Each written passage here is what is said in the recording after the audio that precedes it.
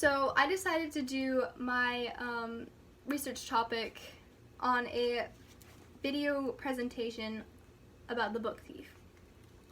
So the author is Markus Zusak. It was published in 2005 by Alfred A. Knopf. The main characters are Liesl.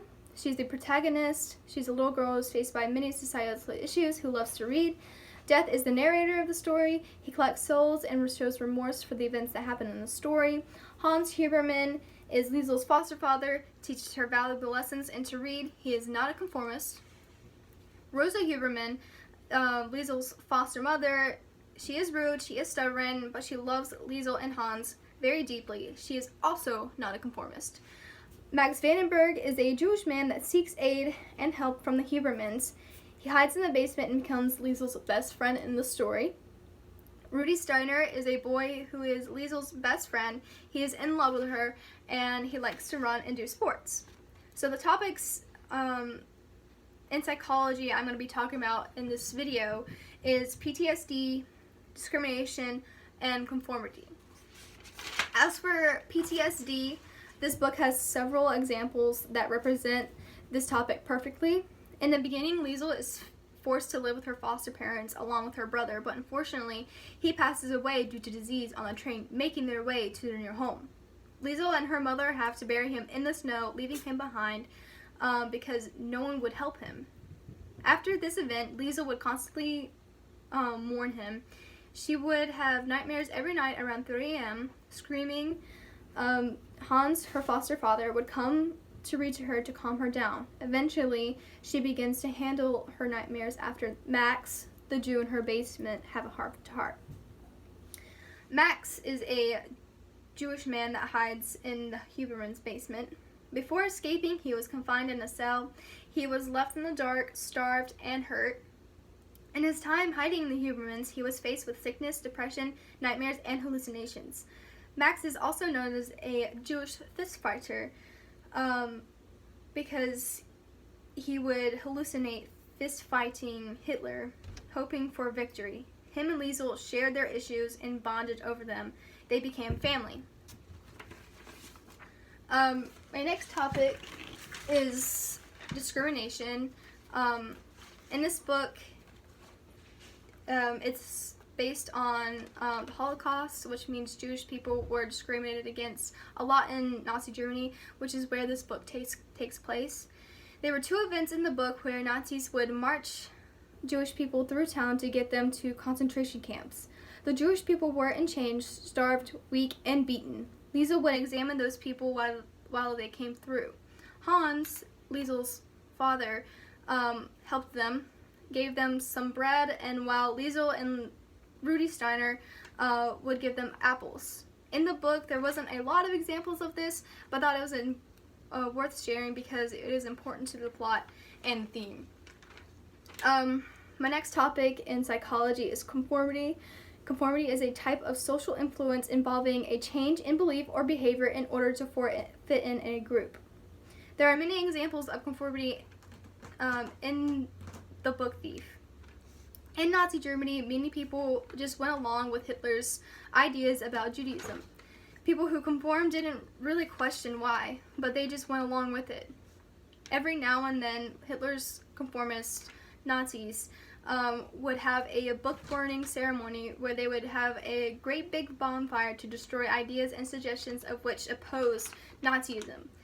People would bring books to burn all over town, but they truly didn't know why. They only burned the books because other people were doing it. Perhaps if they had read the books, they would have learned the truth. So the summary of the plot is The Book Thief is narrated by Death, a collector of souls, and one particular soul interested Death very much. Her name was Liesl, a little girl who was ripped away from her mother and brother at a young age.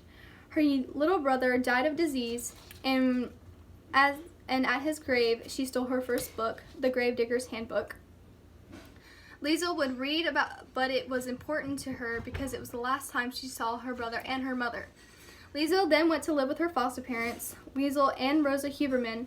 Every night at 3 a.m., she would have nightmares where she would scream and cry. Hans, her papa, would come in and comfort her. One night after a nightmare, he changed her sheets after she had wetted herself from the nightmare she had. Hans found the Gravedigger's Handbook. After this discovery, he would read to her every night and would eventually teach her how to read. Liesel was now obsessed with books, and it became her escape. She would take every chance she could to steal another book. One night, a strange man knocked on their door. His name was Max Vandenberg, a Jewish man seeking aid from the Hubermans.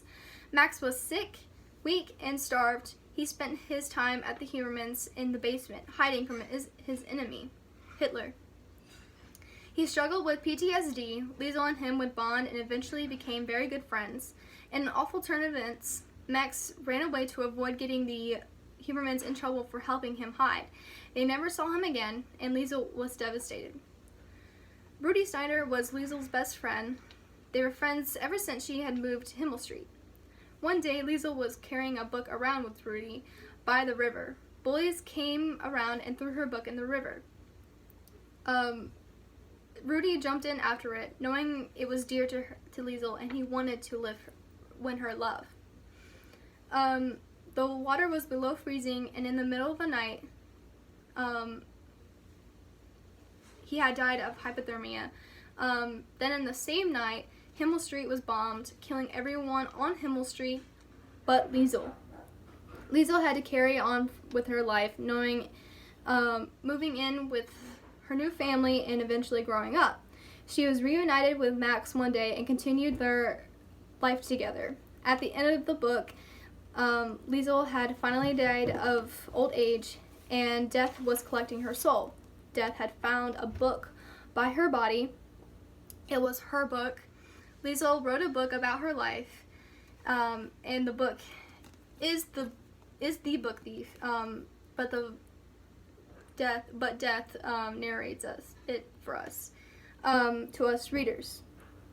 So this book has got to be my all-time favorite book. I give it a 10 out of 10. There's so many examples and topics of psychology. It is overall interesting and has lessons of love, friendship, right and wrong, to never judge a book by its cover, and to keep moving forward, and to stand up for the oppressed. I would definitely recommend reading this book, though its sad parts will give you a good cry. So that's it.